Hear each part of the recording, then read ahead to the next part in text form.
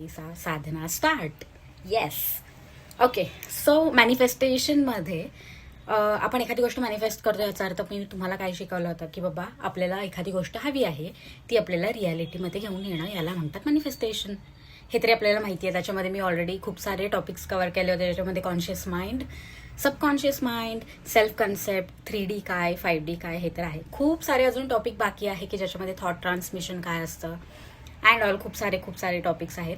पण एक मॅनिफेस्ट एखादी गोष्ट तुम्हाला विश फुलफिलमेंट करायची आहे तर त्याच्यासाठी तुम्हाला कुठून स्टार्ट करू हे समजत नसेल तर आजचा दिवस बेस्ट आहे या गोष्टीसाठी.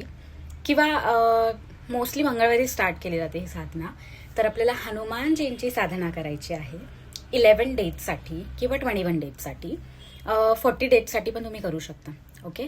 तर हे काय आहे ॲक्च्युली, मी काय सांगते, हे कशामधूनच काय मी हनुमानजींबद्दल काय बोलते किंवा मी हनुमान चालीसाबद्दल काय बोलते हा माझा स्वतःचा अनुभव आहे.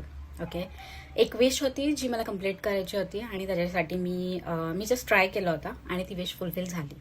सो ऑफकोर्स हे एक ग्रॅटिट्यूड व्हिडिओ म्हणू शकता.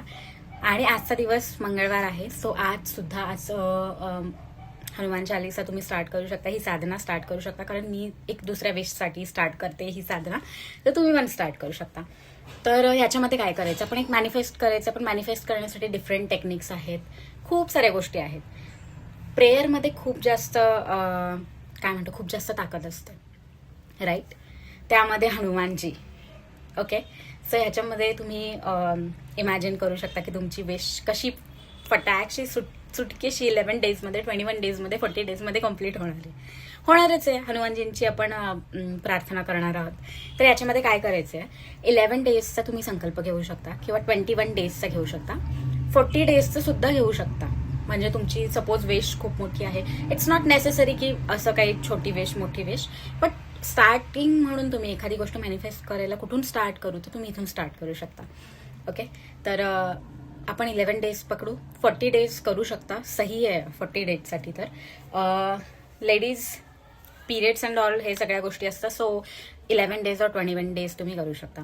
तर काय करायचं आहे, हनुमानजींचा एक फोटो घ्यायचा आहे. तुमच्या घरी जो काही फोटो असेल किंवा तुमचा जो काही मंदिर असेल तर त्या मंदिरासमोर मला बसायचं आहे.